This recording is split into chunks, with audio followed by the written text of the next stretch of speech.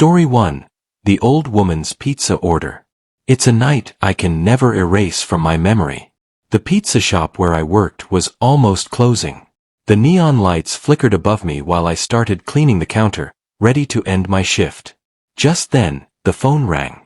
I was alone at the counter that night, taking calls myself.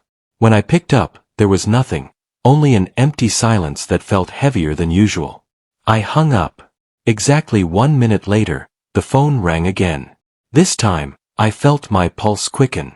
I picked up, and again there was silence, thick, breathless silence. I was just about to slam the receiver down when a voice, faint and cold like wind through a graveyard, whispered from the other end. It was an elderly woman asking for a regular pie to be delivered.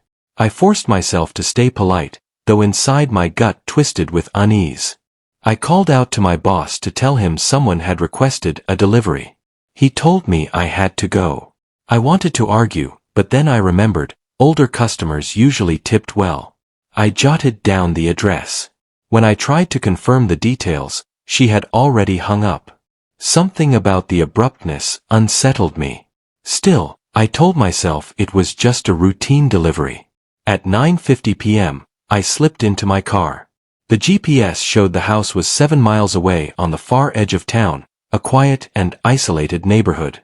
When I arrived, the house was small and single-storied. Not a single light glowed from within. The street was eerily empty, no passing cars, no sound but the crunch of my own footsteps. I carried the pizza to the door and rang the bell. Nothing. I rang again, harder this time. Still no answer.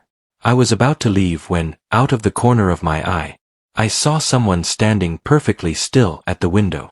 An old woman. Late 70s perhaps. Her eyes were dark pools under the pale glow of the moon, her face completely blank. I yelled through the glass that I had her pizza. She didn't react. I shouted again. Then it happened. A smile spread across her face. Not a warm smile. A sharp, unnatural grin that crawled across her features like a shadow. My stomach turned cold. That smile is burned into my mind to this day. I stepped back slowly, deciding this was enough. I returned to my car, set the pizza on the passenger seat, and quickly texted my boss. As I started the engine, I turned my head for one last look. She was standing inches from my passenger side window. Same blank eyes. Same monstrous grin.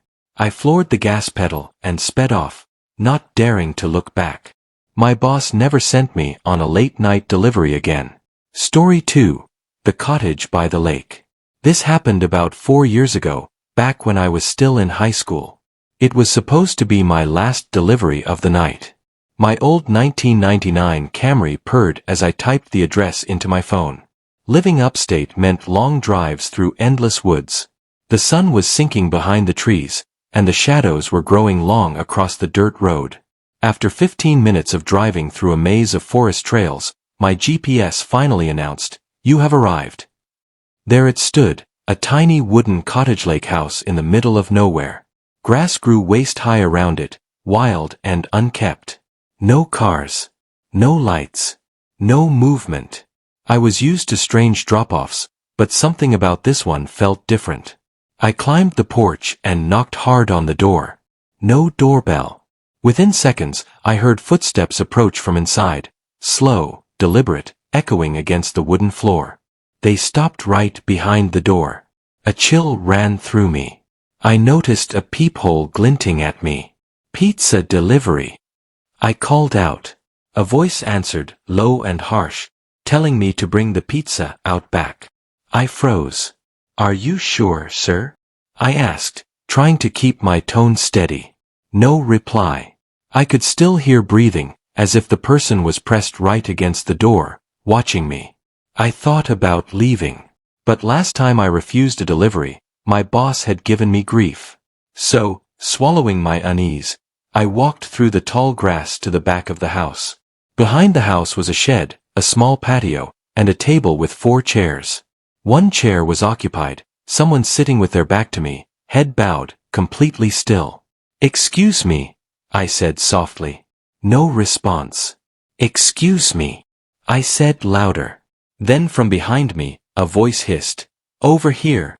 I spun around. A man peeked from the corner of the house, his eyes wide and his smile twisted into something deranged.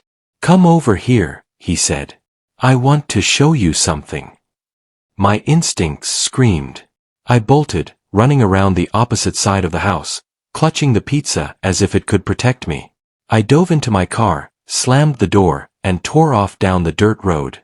Later, when I pulled over to call the police, my hands were still trembling. They told me the cottage had been abandoned for years. To this day, I wonder who, or what, was sitting in that patio chair. I quit my delivery job a few days later. Story 3. The passenger in the car. During one of my late-night shifts in the Poconos, the roads were especially dark and foggy. The trees loomed on either side like silent sentries. I was taking a familiar shortcut to town when something leapt from the bushes onto the road. I slammed the brakes. There was a horrible bump beneath my tires. My stomach lurched. I had hit someone. Jumping out, I found a man in a black hoodie lying motionless by my car. His hood was up, his face obscured. Before I could react, a scream echoed from the woods. A woman's voice, desperate, crying for help. I looked back at the man I had hit. Still motionless. My heart hammered. For some unfathomable reason, I left him there and went toward the sound. The woods swallowed me, my breath loud in my ears. "Where are you?" I yelled. Silence. Only insects chirping. Then, a crunch of leaves. I turned and, even through the fog, saw a figure hiding behind a tree. Watching me. I ran, faster than I'd ever run, back to my car. When I reached it, the man in the hoodie was gone.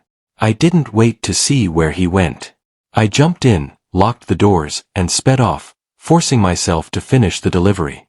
At the customer's house, a middle-aged woman paid for the pizza but then frowned, staring past me. "They let you guys have delivery partners now?" she asked. "What do you mean?" I said, confused. "You've got someone in your car," she replied. A jolt of terror shot through me. I turned to see someone sitting in the back seat, motionless, silent. I bolted into the woman's house and called the cops. By the time they arrived, the figure was gone. On the car floor where the man had been sitting lay a blood-stained knife. I still think about it every night. The scream, the man, and the silent passenger who nearly changed my life forever.